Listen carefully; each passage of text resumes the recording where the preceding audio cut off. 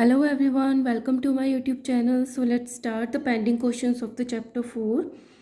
Now the D part is short answer type 2 questions. Question 1 is give two similarities and the two differences between a laboratory and the clinical thermometer. So laboratory and clinical thermometer में आपको two तो similarities बतानी है और two ही क्या बतानी है dissimilarities differences बताने हैं. So answer is similarities between the clinical thermometer and a laboratory thermometer. Similarity क्या है? Both are made up of glass. दोनों के दोनों glass से बने हैं. Both consist of a long narrow glass tube. दोनों में क्या होती है? एक लंबी सी glass की ट्यूब होती है. Both of them have a bulb at the one end. तो ये तो हो गई ट्यूब और उसके एंड में यहाँ पे क्या होता है? एक बल्ब होता है. The bulbs of both consist of mercury. और दोनों का जो बल्ब होता है उसमें क्या प्रेजेंट होता है? मर्क्यूरी प्रेजेंट होता है. Both thermometer contain a Celsius scale. और दोनों जो क्लिनिकल और लेबोरेटरी थर्मामीटर होते हैं दोनों पे कौन से स्केल मैंशनड होते हैं, कौन से लिखे होते हैं? सेल्सियस स्केल होते हैं. So these are the similarities between the clinical and the laboratory thermometer. Now come to the differences between clinical thermometer and the laboratory thermometer. Differences क्या है? So here I have written clinical thermometer, here laboratory thermometer. So first difference, the temperature range जो clinical thermometer पे temperature की range होती है that is 35 degree to 42 degree Celsius. And in laboratory thermometer the temperature range is minus 10 degree Celsius to 110 degree Celsius. So this is the first difference. Another is used clinical thermometer used to measure a human body temperature. Clinical thermometer use होता है human body के temperature को measure करने के लिए and laboratory thermometer is use to measure the temperature in the laboratory. Now second question is what is meant by the bad conductor of heat? Give examples of two material which are bad conductor of heat. तो bad conductor मतलब जो heat को अपने में से पास नहीं होने देते या बहुत कम पास होने देते हैं उसको बोलते हैं बैड कंडक्टर ऑफ हीट. आपको दो एग्जांपल्स भी बताने हैं. So answer the material which do not allow heat to pass through them are called bad conductors. So वो वाले मटेरियल्स जो अपने में से हीट को पास नहीं होने देते उसको बोलते हैं बैड कंडक्टर्स ऑफ हीट. और इंसुलेटर और बैड कंडक्टर को ही हम क्या बोल देते हैं? इंसुलेटर्स बोल देते हैं. Examples are wood, plastic, rubber, paper. तो आप इसमें से कोई भी दो एग्जाम्पल्स लिख सकते हो. These all are the bad conductors of heat. Now come to the third question. Draw a label diagram to show the transfer of heat by the convection when water is taken in the flask and heated. आपको एक label diagram बनाना है जिसमें पानी लिया गया है और उसमें आपको शो करना है कि पानी के अंदर जो हीट का ट्रांसफ़र होता है वो किसके थ्रू होता है? By the convection. सो यहाँ पे मैंने एक डायग्राम बनाया है. आयरन स्टैंड है, राउंड बॉटम फ्लास्क है, राइट. और इसमें वाटर लिया गया है और इसमें जो इसका बेस है वहाँ पे पोटेशियम परमैंगनेट के क्रिस्टल डाले गए हैं. तो आसपास का जो पानी है वो पर्पल पिंक कलर का हो जाता है. So here is a tripod stand, here is a Bunsen burner. तो वो क्या होगा कि यहाँ पे जो आसपास का पानी है वो पर्पल हो जाएगा. तो जब हम इसको नीचे से हीट देंगे यहाँ का आसपास का पानी गर्म होके लाइट का हो जाएगा और ऊपर की तरफ रेस करेगा. तो ये वाला पानी जब ऊपर रेस करेगा तो हमें ये पता चल जाएगा कि पिंक कलर का पानी रेस कर रहा है. ऊपर से ठंडा पानी उसकी जगह लेने के लिए नीचे आ जाएगा. तो इस तरीके से कन्वेक्शन करंट जो है वो प्रोड्यूस होता है. सो इससे शो करते हैं हम कि वाटर में जो हीट का ट्रांसफ़र है वो कन्वेक्शन के थ्रू होता है. So the method of transferring heat by the movement of the particle of the substances away from the source of the heat is known as a convection. So this is a definition of a convection. Method है convection किसका? Transfer of heat का. किसके? By the movement of the particle of substances. इसमें जो water है उसके particles move कर रहे हैं. So particles, movement of the particle of substances away from the source of heat. तो यहाँ पे सोर्स ऑफ हीट के नीचे की तरफ और पार्टिकल्स ऊपर की तरफ मूव कर रहे हैं. ठीक है. From the source of heat is known as a convection. So convection takes place in liquid and the gases, right? So this is a label diagram. आपको बहुत अच्छे से साफ सुथरा इस तरीके से लेबल करके वाटर का डायग्राम बनाना है, right? So this is the experiment to show the transfer of heat by the convection in water.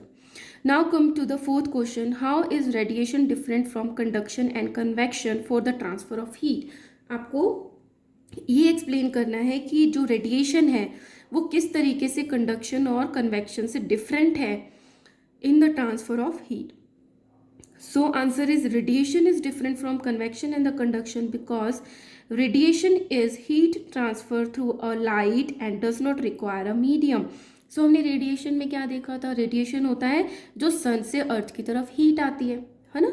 सो ये डिफरेंट क्यों है, क्योंकि ये जो लाइट होती है इसको ट्रांसफ़र होने के लिए किसी मीडियम की ज़रूरत नहीं होती है, does not require a medium. So during convection heat is transferred, but देखो रेडिएशन में नहीं है, लेकिन जो कन्वेक्शन है उसमें हीट का ट्रांसफ़र होता है थ्रू द विंड और द वाटर करंट्स, या तो गैस और लिक्विड्स में होता है, तो विंड और वाटर करंट से कन्वेक्शन होता है. Conduction occurs through direct contact with the substance, but conduction की ये कंडीशन ही है कि हीट का ट्रांसफ़र तभी होगा जब वो डायरेक्ट कॉन्टैक्ट में रहेंगे with the source of heat such as a pan directly touching to the stove. So radiation में मीडियम की ज़रूरत नहीं है, बट कंडक्शन और कन्वेक्शन में मस्ट है, राइट. इसमें तो क्या होता है, मीडियम ही मूव करता रहता है, पार्टिकल्स, लिक्विड और द गैसेस, बट कंडक्शन में तो कॉन्टैक्ट का ज़रूरत है. सो इस तरीके से जो रेडिएशन है वो कंडक्शन और कन्वेक्शन से डिफरेंट है. Now come to the question number 5th. Nitika's neighbor Mrs. Sharma is an old lady and lives alone. Nitika एक गर्ल है, उसकी जो नेबर है मिसेस शर्मा वो एक बूढ़ी लेडी हैं और अकेली रहती हैं. शी डजंट कीप वेल, और वो उनकी तबीयत भी जो है ना वो ज़्यादा ठीक नहीं रहती है. So Nitika takes some hot home made vegetable soup made by her mother. तो नितिका जो है उन आंट के पास, अपनी ओल्ड लेडी के पास, एक वेजिटेबल होममेड सूप जो है वो लेकर आती है, जो उसकी मम्मा ने बनाया था, मदर ने बनाया था, इन अ थर्मोफ्लास्क फॉर हर. किस में लेकर आती है, थर्मोफ्लास्क में लेकर आती है. सो क्वेश्चन है, why does Nitika's mother use a thermoflask, कि नितिका की मदर ने थर्मोफ्लास्क ही क्यों यूज़ किया, ऐसे किसी एक बाउल में क्यों नहीं भेज दिया. So answer is a thermoflask is a special type of vessel. Thermoflask क्या है, एक स्पेशल टाइप की वेसल है which keeps the soup hot for a longer time, कि जितनी देर में उसकी मम्मा किचन में से बना के उसकी आंट के लिए भेजेंगी, उन ओल्ड लेडी के लिए, तब तक भी वो सूप जो है वो उस वेसल में गर्म रहेगा, as there would be no exchange of heat between the flask and the surrounding, क्योंकि इंसुलेटर होती है फ्लास्क, और इससे जो हीट है सूप की वो बाहर की तरफ नहीं जाएगी. So it is made in a way, तो जो वो थर्मोफ्लास्क है वो इस तरीके से बनाया जाता है that it reduces the loss of heat, कि वो किस तरीके से लॉस ऑफ हीट ना हो, by conduction, by convection and the radiation. Question B क्या है, नीचे लिखा हुआ है question B, what value can we learn from the Nitika. तो इससे हमने क्या सीखा, कि ये नितिका से हमें क्या सीखा. So this shows Nitika's kindness, कि नितिका कितनी अच्छी है, कितना ध्यान रखती हैं, and the caring nature towards other, कि वो दूसरों का कितना ध्यान रखती हैं. We can learn how to be helpful to the others from Nitika. तो नितिका से हमें क्या सीखना चाहिए, कि दूसरों के लिए किस तरीके से हेल्पफुल होना चाहिए हमको, ठीक है. Now come to the E part, long answer questions. So first question is, describe the construction of the laboratory thermometer. Give 2 precautions to be taken while reading a laboratory thermometer. आपको बहुत अच्छा construction बताना है laboratory thermometer का, और 2 precautions आपको mention करने हैं कि जब आप रीड कर रहे हो तो किस तरीके का प्रिकॉशन रखना चाहिए. तो देखो यहाँ पे मैंने एक थर्मामीटर, लेबोरेटरी थर्मामीटर ड्रॉ किया है. This is outer layer that is a stem, और अंदर एक पतली ट्यूब है जिसको बोल देते हैं कैपिलरी ट्यूब, और इसकी जो रेंज है वो -10 डिग्री सेल्सियस से कहाँ तक होती है, -100 पॉजिटिव 110 डिग्री सेल्सियस तक होती है. So this is a bulb, glass bulb, और इसमें क्या है, कंटेनिंग मर्कुरी, और ये राइज होके दिखा रखा है कि यहाँ तक मर्कुरी थ्रेड जो है वो ऊपर तक राइज हो चुका है. So this is a laboratory thermometer. So answer is, a laboratory thermometer is used in the laboratories for measuring temperature while performing experiment. तो जो लेबोरेटरी थर्मामीटर है वो लेबोरेटरीज में यूज़ होता है टेम्परेचर मेजर करने के लिए, कब, जब वहाँ पे एक्सपेरिमेंट परफॉर्म किए जा रहे होते हैं.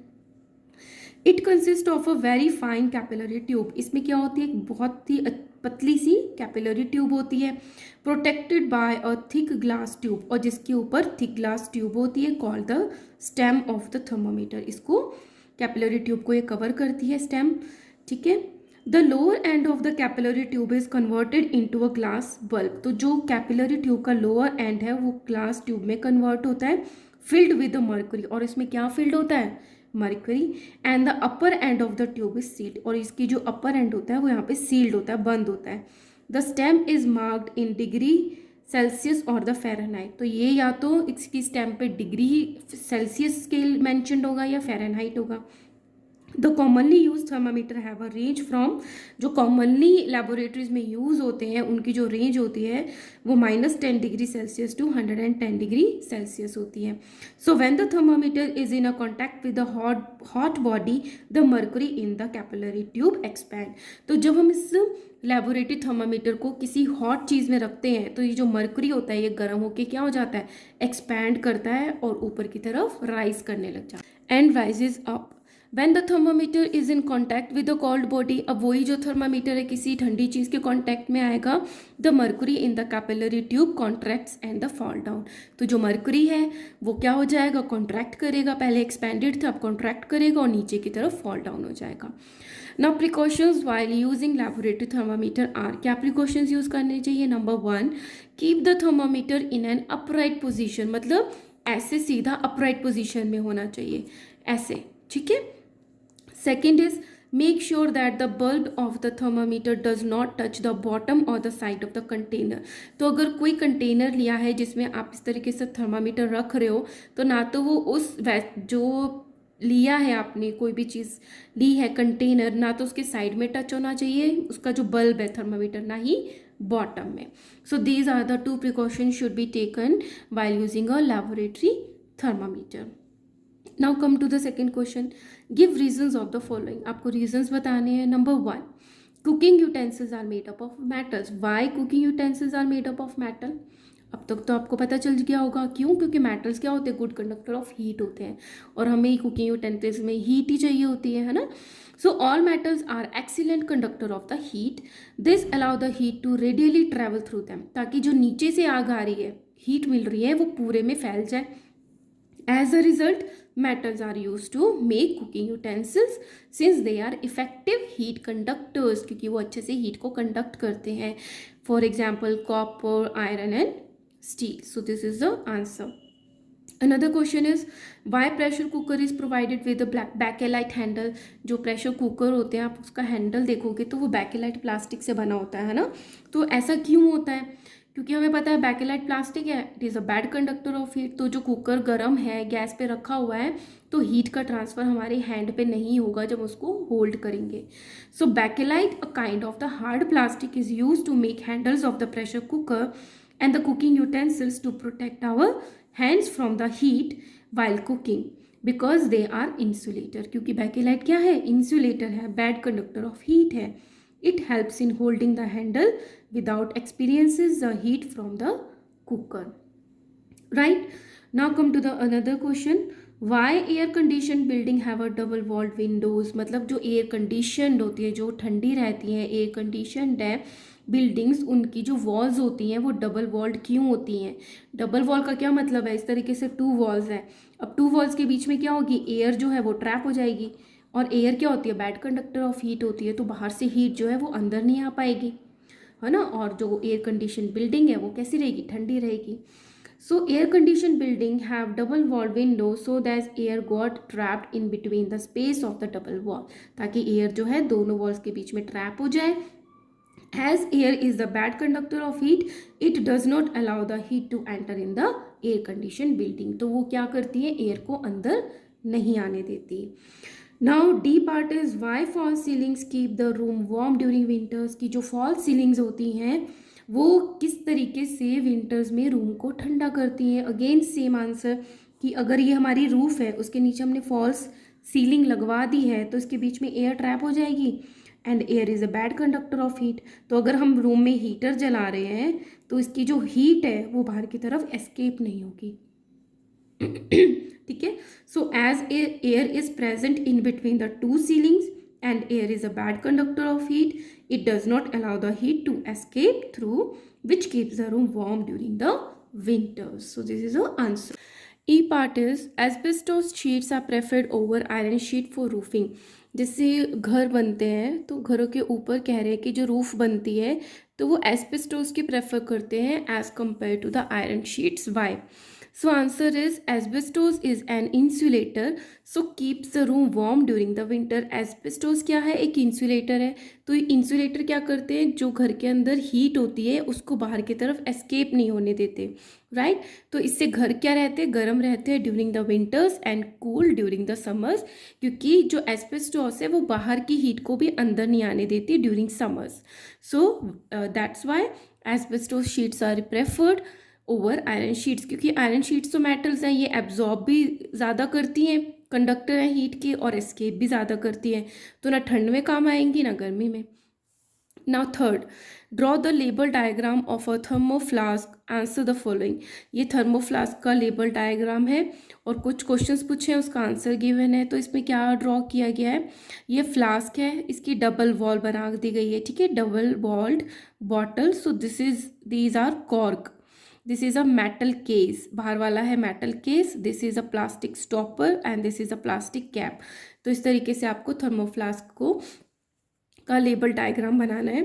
Now first question is why is the air removed from the space between the two walls of the glass bottle. तो वो पूछ रहे हैं कि जो दो वॉल्स होती हैं उनके बीच में जो एयर है उसको क्यों रिमूव कर दिया जाता है, वैक्यूम क्यों बना दिया जाता है। So answer is all the air is evacuated from the space, सारी एयर को बाहर इवैक्यूएट कर देते हैं, निकाल देते हैं between the two walls of the glass bottle to prevent the transfer of the heat, ताकि हीट का ट्रांसफर ना हो by the conduction and the convection, ठीक है, क्योंकि इन दोनों को मीडियम चाहिए। सो कंडक्शन और कन्वेक्शन के थ्रू हीट का लॉस ट्रांसफर ना हो, ना बाहर से अंदर ना अंदर से बाहर, देयरफॉर इसको क्या कर देते हैं? वैक्यूम बना देते हैं। As conduction and convection can't takes place in vacuum, तो इस यही रीज़न है कि यहाँ की सारी एयर जो है उसको इवैक्यूएट कर दिया जाता है। Now next question is why is the glass bottle held in the place inside the metal case with the help of the cork pieces। अब वो कह रहे हैं कि जो ये ग्लास का जो बॉटल बना हुआ है इसको, ये जो मेटल केस है इसके अंदर कॉर्क पीस से क्यों रखते हैं? ये कॉर्क, ये देखो अंदर की जो बनती है वो ग्लास की बनती है, बाहर का जो कवरिंग होती है वो मेटल का होता है, और इन दोनों के बीच में ये कॉर्क के पीसेस होते हैं। सो क्वेश्चन है कि क्यों रखे जाते हैं ये कॉर्क के pieces. So answer is glass bottle is held in a place inside the metal case with the help of the cork pieces. This is done to prevent the transfer of the heat by conduction as cork is an example of insulator। ताकि glass के अंदर अगर कोई heat है तो वो जो heat है कॉर्क से बाहर की तरफ ट्रांसफर ना हो, क्योंकि जो कॉर्क होते हैं वो क्या होते हैं? इंसुलेटर होते हैं, bad conductor of heat. Similarly ये बाहर की हीट को अंदर नहीं आने देते, ठीक है। So these are the 2 questions. Now part 4, HOTS high order thinking skill questions. Number 1, explain why a clinical thermometer cannot be used to measure a high temperature।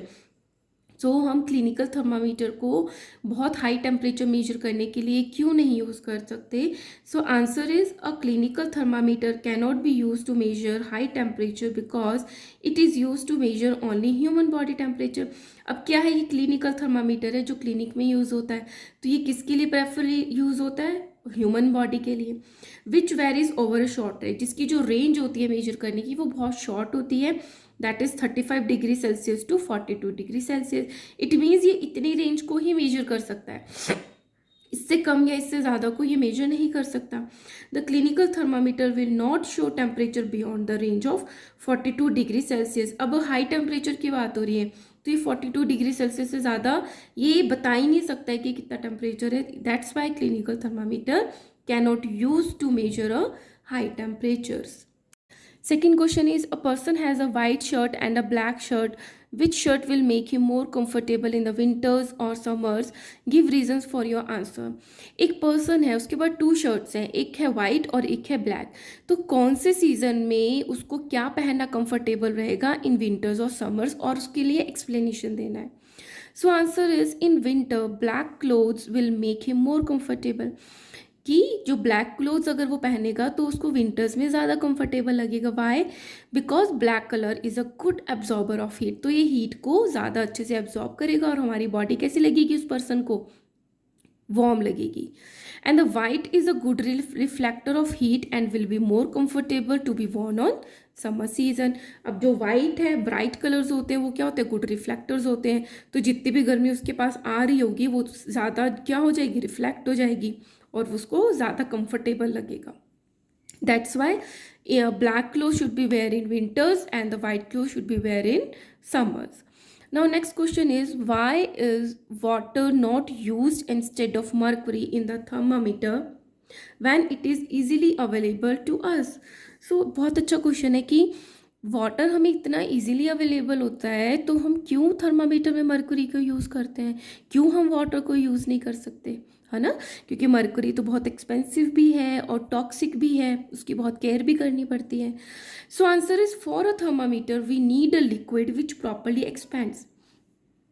हम किस प्रिंसिपल पे काम करते हैं थर्मामीटर पे, वो लिक्विड लेते हैं ऑब्वियसली जो हीट मिलने पे एक्सपैंड हो जाता है, ठीक है। सो हमें वो थर्मामीटर चाहिए जो एक्सपैंड हो जाता है and contract according to the temperature, और अगर उसको ठंड मिलती है तो एक्सपैंड होने के बाद वो कॉन्ट्रैक्ट हो जाए, यही तो चाहिए। So water does not has the property, लेकिन वाटर में ये प्रॉपर्टी नहीं है, that is the expansion in water is too small to used as a liquid in thermometer. So जैसे हमारा कोई पेशेंट है, उसका टेम्परेचर 98.7 है या 98.8 हो गया या 98.99, सो सब पॉइंट्स का फ़र्क है ना। लेकिन जो वाटर होता है वो इतने माइन्यूट टेम्परेचर के डिफरेंस को एक्सपैंड नहीं हो पाता, वो तो हमें पता ही नहीं चलेगा कि कितना टेम्परेचर है। बट जो मरकरी होता है वो थोड़े से टेम्परेचर चेंज पे भी एक्सपेंशन शो करता है, तो हम उसका टेम्परेचर इजीली नोट कर सकते हैं। That's why we use mercury instead of water, right. Fourth is, the fire fighting suits are always bright and shiny. Why? जो फायर फाइटर्स होते हैं उनके सूट जो होते हैं वो हमेशा ब्राइट और शाइनी क्यों होते हैं? So answer is, fire fighters wear special shiny suits which are light coloured because they reflect heat. अब ये लाइट कलर के हैं तो ऑब्वियसली इनको ऐसी जगह जाना होता है जहाँ पे आग लगी है, जहाँ पे ज़्यादा हीट है, तो अगर वो इस तरीके के कपड़े पहनते हैं शाइनी, तो जो हीट उनके पास आ रही है वो उसको रिफ्लेक्ट कर सकता है। It protects them from fire when they enter a burning building, तो उनको उसकी गर्मी से और फायर से बचाते हैं जब वो जलती हुई बिल्डिंग में एंटर करते हैं। That's why they wear bright and shiny suits, right. Now application based question. Number 1, in refrigerator why are the freezer always located at the top? So जो फ्रिज होते हैं, रेफ्रिजरेटर्स होते हैं, उनमें फ्रीज़र जो है हमेशा ऊपर की तरफ क्यों होता है, नीचे क्यों नहीं होता? So freezer is the source of the refrigerator's coldness.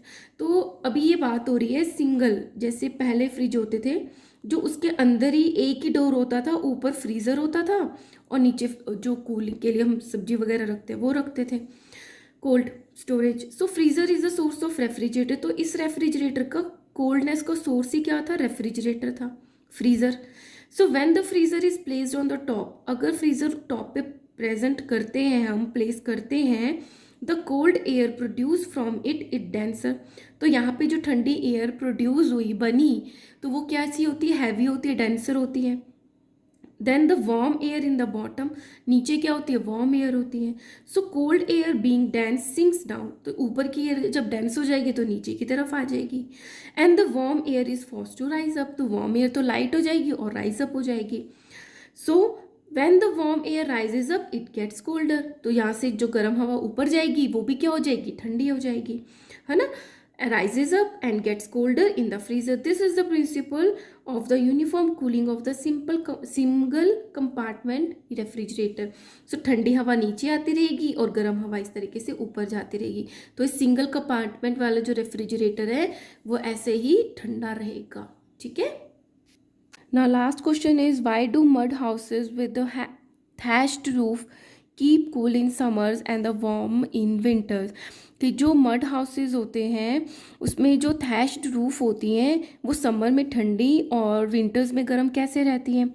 So mud is a bad conductor of heat, मिट्टी से जो लेप देते हैं तो जो मड होती है वो क्या होती है, बैड कंडक्टर होती है हीट की। So the air gate trapped in the थैश्ड roof, तो इस तरीके से जो थैश्ड रूफ होती है उसमें एयर क्या हो जाती है, ट्रैप हो जाती है।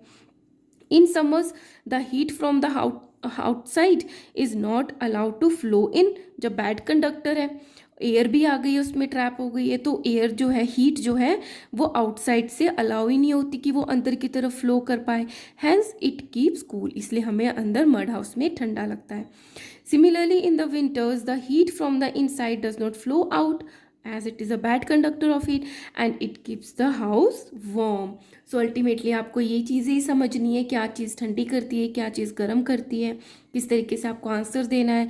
So here this chapter is also completed and I am so happy for your comments and subscribers who are joining me. So thank you so much.